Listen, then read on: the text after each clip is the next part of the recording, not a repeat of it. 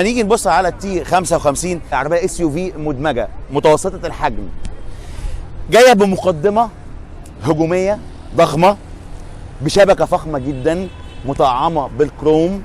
هنلاقي حتى هنا كمان في تريم كده جاي من الكروم، وهنلاقي كشافات او فوانيس العربيه كلها جايه من ال اي دي، وشكلها مميز جدا مختلف عن اي عربيه، الا انها طبعا متشابهه مع العربيه البيستون البي 70.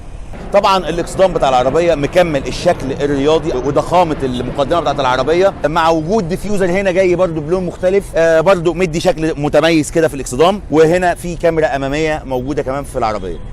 التصميم الخلفي للعربيه جاي برده بشكل مميز جدا وانيق فخم. هنلاقي هنا في سبويلر خلفي جاي بشكل انيق، مع وجود الستوب لايت اللي هنا في الجزء ده.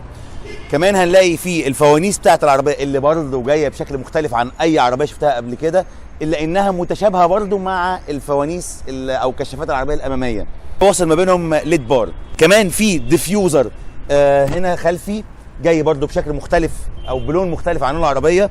طبعا هنلاقي فيه كمان حساسات الركن الخلفيه. هنلاقي كمان بيتوسط الديفيوزر الخلفي ترم من الكروم.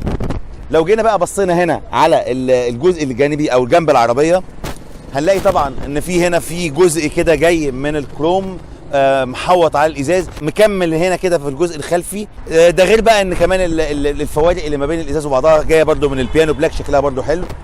العربيه طبعا دخول العربيه بيكون بصمه، وبتيجي مرايات العربيه ضم وكهرباء، ولونها بتيجي بلون مختلف عن لون العربيه. طبعا كمان فيها اشارات. طول العربيه 4 متر 43 سم، اما عرض العربيه فبيجي متر 85، ارتفاعها كلي متر 62، اما طول قاعده العجلات فبيجي 2 متر 65 سم. مقاس الجنود في العربيه هنا بيجي 18 بوصه 225 على 55. والحاجه برضو الملحوظه الجميله اللي انا يعني بحبها في بعض العربيات، ان انا الاقي العربيه محاطه كده في الرفارف والعتب بتاع العربيه بالفبر الاسود، لانه بصراحه هو بيدي او بيشكل حمايه من اي خرابيش او تجاريح للعربيه في المنطقه دي. العربيه تي 55 بتيجي بفتحه سقف، فتحه سقف عاديه، وروف راك شكله مميز باللون الاسود. مساحه الشنطه الخلفيه 410 لتر.